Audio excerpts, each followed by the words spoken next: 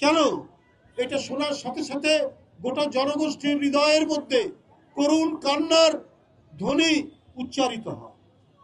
এটা স্বাস্থ্য মন্ত্রণালয় এবং জনস্বাস্থ্যের সাথে যারা জড়িত রয়েছেন সবাইকে দ্রুত গতিতে এই পদক্ষেপ নিতে হবে, কারণ এটি একটি নির্বাচিত সরকার, এটি একটি কর্মতৎপর সরকার।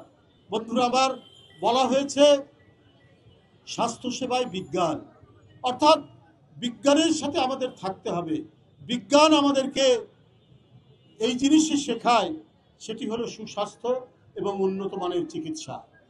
বিজ্ঞানের কারণে আজকে আমরা চাঁদ থেকেও অনেক দূরে আমরা যেতে পারছি। মানুষ আজকেই সকালে পড়েছি একেবারে অনেক দূরে গেছে মহাকাশে। তাহলে এই হাম, এটা তো ব্রিটিশ আমল, তার অনেক আগে থেকে এই রোগের কথা আমরা দেখেছি, বিশেষ করে শিশুদেরকে আক্রমণ করে। এই হাম কেন নির্মূল হলো না এতদিন? আমি আগেই বলেছি, কিছু কুসংস্কার, কিছু টিকা বিরোধী অপপ্রচার, এগুলো যেমন হয়েছে তেমনি উদাসীনতাও রয়েছে।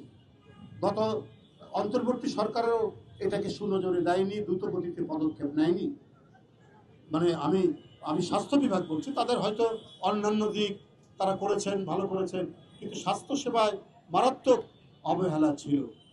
আপনি দেখেন, আপনার একটি মেডিকেল রিসার্চ কাউন্সিল রয়েছে, সেইখানে রিসার্চের জন্য তার বাইন্ডিং হচ্ছে 2-3 থেকে 5 লাখ টাকা। কেন? একটা জার্নাল রিভিউ এবং এর উপরে যদি ভ্যাট দেয় 23%, তাহলে তার জার্নাল রিভিউ করতে তো অনেক টাকা চলে যায়। বিজ্ঞানের জন্য, রিসার্চের জন্য অকাতরে দান করা উচিত রাষ্ট্রকে।